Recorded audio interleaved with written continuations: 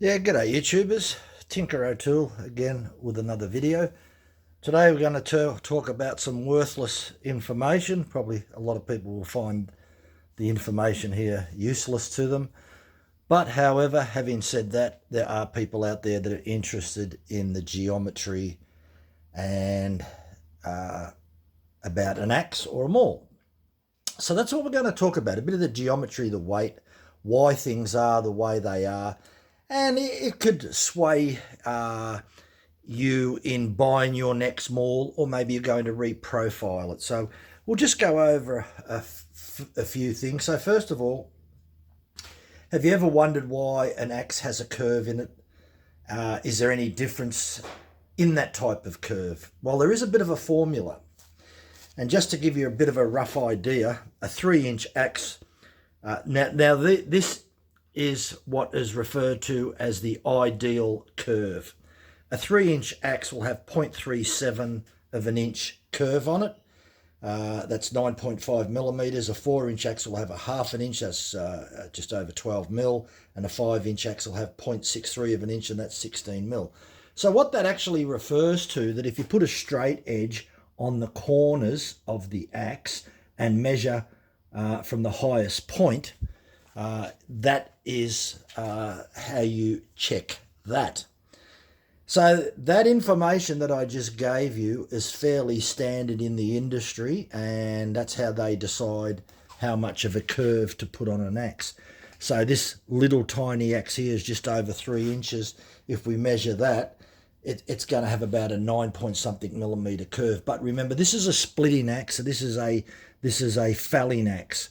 So there's a little bit of difference there. Then if we zoom right in down the back, and one there that's really gone to the extreme is the Spear and Jackson that you can see there.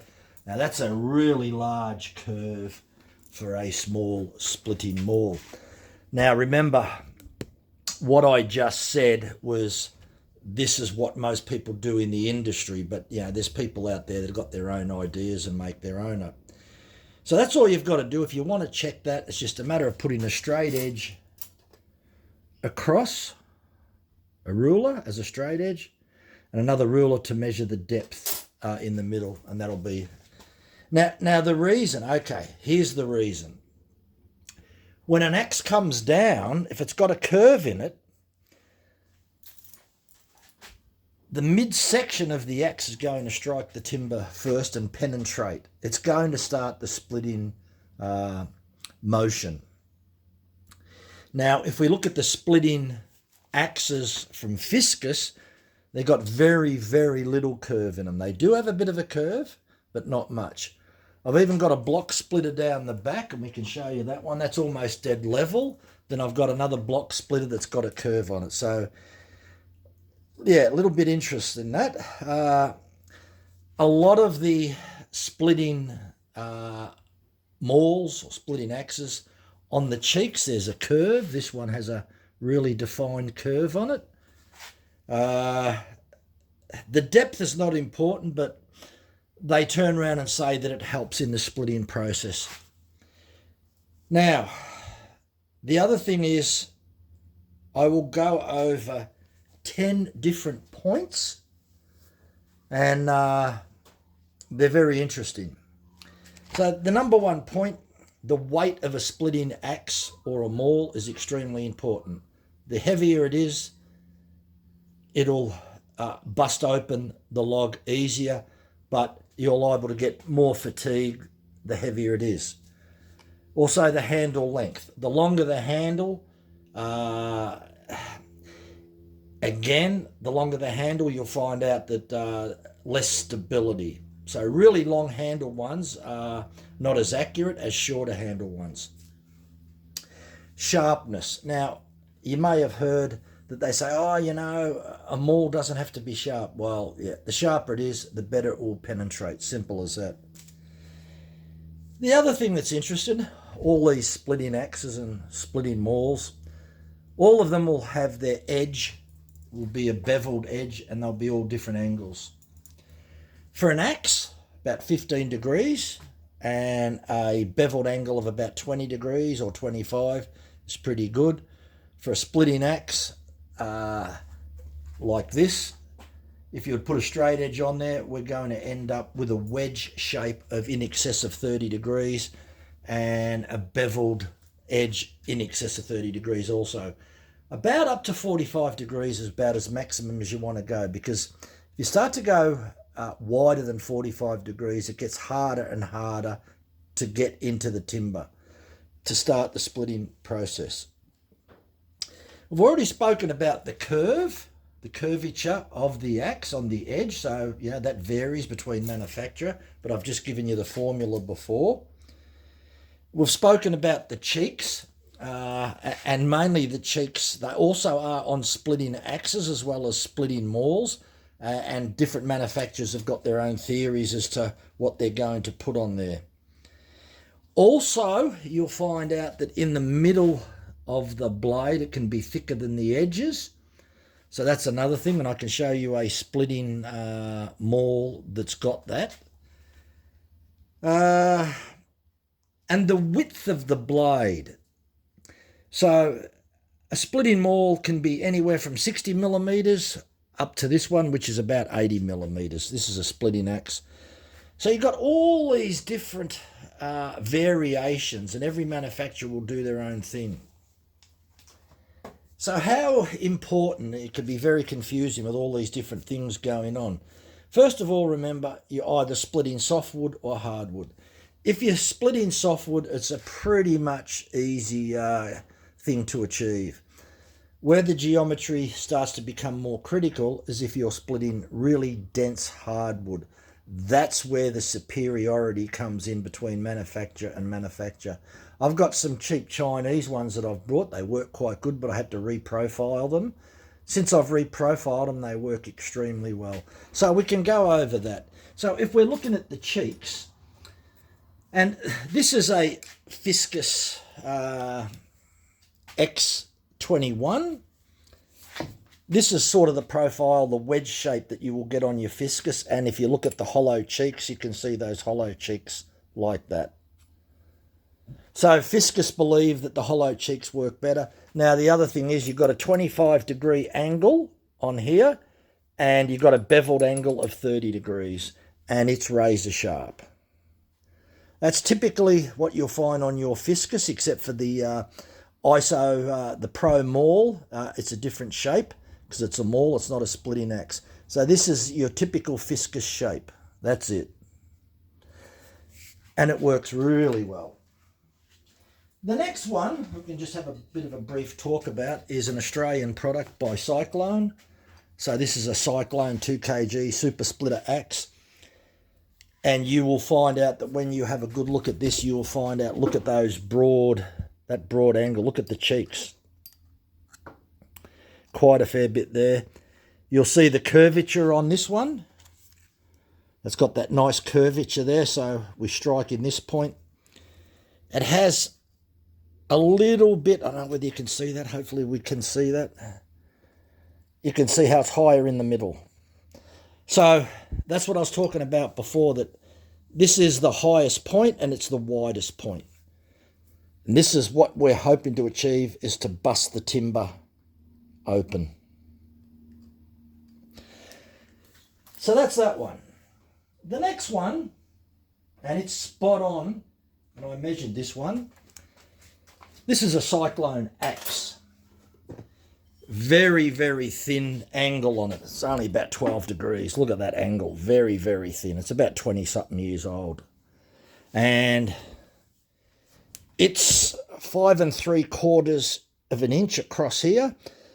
And I've got 16 millimeters, so that if we put a straight edge from this point to that point, we've got 16 millimeters from there to there.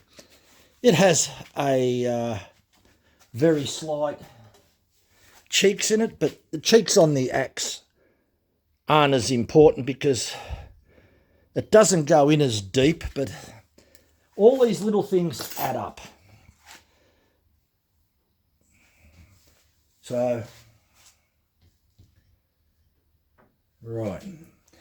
The next one, now this one is one of my favorites. This is the Still Pro version splitting axe. It is a beautiful axe. I had to reprofile the edge. The edge was 90 degrees. I got it down to about 50 degrees. It splits much, much better. And as you can see, it's got that nice curve in it. Really does work good. So really happy with that.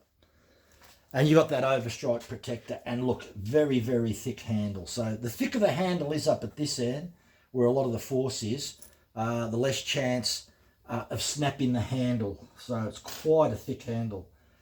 Ox and Coffee in Germany make this system. Now you may have heard about this plate, this system that they've got on this little cap and this screw. Well, I saw a video where someone pulled it apart. So when they pulled it apart, they talk about, oh, it's a 5-point system. So they're talking about the handle, the two circular wedges. There's a circular wedge here, a circular wedge here. This is just a screw with a plate. So you've got 1, 2, that's the handle, the axe, that's 2, the wedges is 3, the plate's 4, and the screw's 5. So as far as I'm concerned, they're the 5 points that they're talking about. So the only thing that they do with that's just a screw about this long. It goes down about here, and it screws in there, and it holds that on if that comes loose.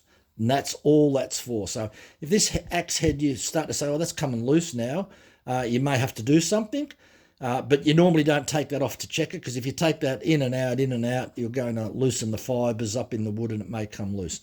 But this is a beautiful, for anyone that's interested in that, you might want to have a little bit of look at it. It's an AX28CS, 2.8 kilos. There's over 300 grams just in that weight there. It's got a total weight of 3.9 kilos. It is a ripper. Now the next one. Another Stihl product. This is the Stihl Maul. It's heavier again. It's got a heavier weight. It's got a total weight of 4.6 kilos. This is 3 kilos just on this part. Add another 300 grams for this. That's taken at 3.3 kilo. Plus with a metal plate, you're probably looking, 3.6 kilos in that region there. Fairly thick handle on it, again, longer handle. It's a 900mm handle. The other Stihl was 800mm. It's got the sledgehammer on it, and it has a slight curve. So it's not dead flat. There is a slight curve there. It is definitely quite heavy. And you could bust logs up to 2 foot, even 3 foot wide. Be a bit of a workout. Now, earlier before I was talking about this particular splitting maul. It's only a cheap Chinese one. I think by memory this is about 2 or 2.5 kilo. What is it? It's written on the back. I'm just trying to read it. 2.6 kilo, yes. It's got a total weight of 3.5. Now, this is very interesting on this one. This one actually got a nice little curve on it. Look at that curve there, but have a look at this curve. You can see that curve there. Whole idea of this, that when you strike the timber, this is the highest point, it's the fattest point, it's going to bust in the timber and really start the process. It's also got curved cheeks on it. As you can see, you've got your curved cheeks. It's a cheap Chinese one, but I can tell you what, it works really good. So I'm really happy with that. You don't have to spend hundreds of dollars. Now this one here, this is an Australian product from Cyclone, 2.5 kg polished block splitter. Nothing special about this, would you believe? It's almost perfectly dead flat on here. Not quite, but almost. A little bit of a gap, not much. A little bit. The cheeks, dead flat. Look at that. It's dead flat that way as well. So it's pretty, there's nothing special about this, but I can tell you what, it works good. Really works good. Happy with it. So that's that one. Now the last one is a 2.4 kg block splitter. by Spear and Jackson. And what you'll notice about this, it has a really extreme curve on it. Had to reprofile this. This had about a 70-degree angle on it. I got it down about 45-degree angle. That's why that's about 12 millimeters. That bevel, had to grind that all down. Works much better. It's also got curved cheeks on it. And there's a little bit here as well. We'll just show you. Bit of a raised section there as well. Look at that. You can see that. So typically, that's what you're going to see in a lot of splitters. So if we have a look at some of the most important parts of a block splitter or a splitting axe, is we'll just go over a couple of final points to recap.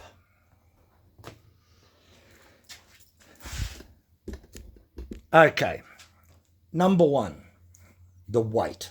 Obviously, the higher you go in weight, the bigger the block or the log that you can split. I have a little formula, and it's roughly for every 4 inches width of timber, I like to have near 1 kilogram of weight behind it. So if I was splitting something that was getting near 1.5 foot, I'd like to have around 4 kilos total weight at least. So that's the way it works. So if I was going to bust logs open that were 1 foot wide, I'd want a total of at least 3 kilos. So yeah, and that's where this one will do the job. This is way over 3 kilos, and this is 2.8. I think it's about 3.3 kilos in that area, and this one is about 2.8 kilos in that area. So weight is definitely one of the critical factors. The curve on the splitting axe is a factor. Not the main factor, but still a factor. The sharpness and the angle of the bevel are critical. There's no point having a very broad angle and it's not blunt. You'll hear people out there saying, oh, yeah, it doesn't matter if it's blunt. Yeah, on softwood, anything will work. I can tell you from experience that if you sink a blunt maul into eucalyptus hardwood, it'll bounce off. You'll do more bouncing than splitting. Reprofile it, get the right angle, get it 45 degrees or less and have it razor sharp, and you'll do more splitting than bouncing. Except on the really big logs, it's going to bounce a little bit, but it's going to be worse if it's 90 degrees. So the other thing is the length of the handle. Is it suitable for you? This is 800 mils in length, which is 32 inches, I think. 32 inches. I'll just check that. And that is perfect for me. So, yeah, what I've got, 800 mil. 32 inches. And then on this one here, this is 900 mil, so that's 36 inches. Whole idea of this is that you've got a lot of extra weight. Now, the other thing that's really different between all the splitting mauls, this only has a very slight radius and it's a lot narrower. So it's a little bit different. But if it's sharp and it's got the right angle, the whole idea is to start the busting open of the log, to start that splitting process. So I hope this worthless information helps a lot of people, because certainly if you don't know about it, what I will say, that if you're going to be splitting softwood, virtually anything you go out to buy in the shop will work. Simple as that. It's softwood. Softwood has longer grains, typically around 3 to 3.5 millimeters in length. And the density of softwood is much less dense. In the eucalyptus trees, when you chop one down, there's roughly about 22% moisture in them. It's very, very dense, especially when you get down near the bottom of the tree. Short fibres, only around about 0.6 of a millimetre. So you've got a compact, dense, heavy tree that will take a lot more splitting than softwood. There is absolutely no comparison between softwood and hardwood. They're different animals and they require different angles. If I was to put this these have both been reprofiled, by the way, so I've reprofiled these and there's videos on that if you want to have a look at that. These will just go through softwood like a knife through butter because they've been reprofiled. But over in Europe and in America and other parts of the world, we actually do have the hardest wood in the world here in Australia. It's bull oak. It's not eucalypt. It's a different species. It's 16 point something on the Janka, 15.7 on the Janka scale, yeah. And our timber that I cut is, I think it is 16.7, the hardest wood in the world. 16, yeah, it is 16.7 on the Janka scale, because the wood that I'm cutting is around 15 on the Janka scale, and that's grey box. So grey box can be very hard as well as yellow gum. That can be very hard. All the eucalyptus are fairly hard, whereas if you look on the Janka scale and you're looking at birch, and if you were to look at, say, pine, you're talking around 3s and 4s, 5s maximums on the Janka scale. So, we've got wood 3, 4, 5 times harder. So, therefore, it's a big different ball game, and that's the same thing with chainsaws. If you've got a chainsaw and you're chopping really soft wood, it's so easy. You start to try and chop a 3-foot diameter eucalypt down, you want a decent chainsaw and you want it razor sharp. You want everything spot on, because it is much, much harder to cut denser hardwood than softwood. And I can't sort of stress that any more than that, because it's a totally different ball game if you're cutting softwood and I'm cutting hardwood. So all these axes here, only one final point, that a lot of the splitting mauls are much wider than an axe because they have to go wider. When you look at the width of something like this oxen cough, and you were to measure the width, it's about 2.5 inches in width. And what would it be? It's not quite square, so it's a little bit thinner that way. An axe would be lucky if it's nearly half of that. We'll just measure the axe. I've got the axe here. So when we're looking at this axe here, just over 1.25 inches.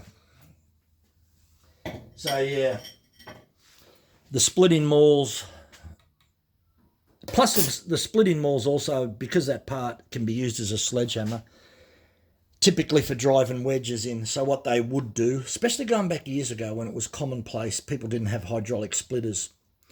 So let's just say that you had a big 3-foot diameter log and you had to split it.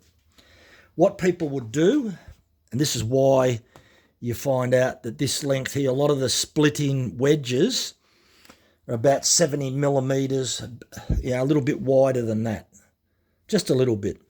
So the whole idea is that you swing this as pretty hard where you want to split the wood, and it puts a fairly decent sized dent in it.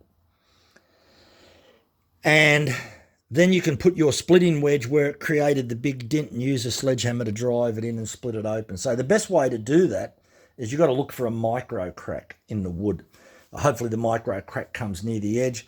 Put your splitting wedge about 1 inch in from the edge of the log, and as I said, strike it as hard as you can. Put your wedge in, tap it in, you'll bust open your log that way. That was typically what a lot of people used to do on the big logs, because you've got the choice. You could be swinging this 30 times to bust open a log, 30, 40 times, especially if there's a knot in it. So it was much, much easier that if you use this maul and it puts a big dent into the timber, and then you put your splitting wedge. The other thing that I will say is the steel one's a lot wider than, say, when you look at something like this. It's probably about 8 millimeters. So this one I've got here, that's 55 millimeters in width.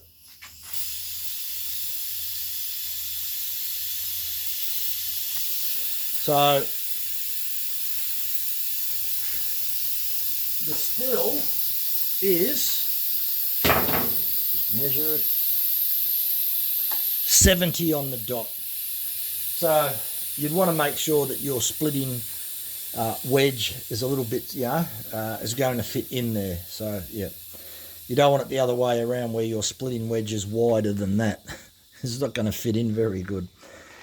Anyway, that's how it works. So hopefully this worthless information will help people out there that are interested in some of the geometry, and you may want to reprofile some of your splitting axis or your splitting maul. Hopefully that information that I gave you will help. Thanks for watching. Bye for now.